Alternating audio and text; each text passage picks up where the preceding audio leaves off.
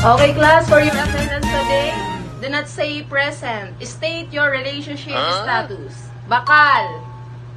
Minamahal pero hindi pinupurso, ma'am. Oh.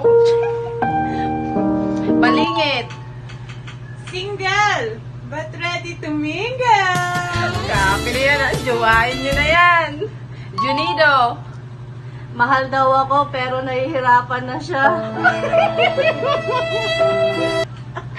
Kapili. Guardiano. In a relationship, pero naghahanap pa ng iba. Oh. Sana gusto makarami, ha? Kapunes. Taken na sana ako kaso hiniwalayan pa.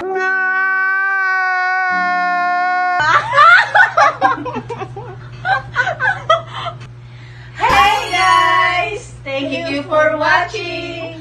Please like, share, and follow Madil Hatulan.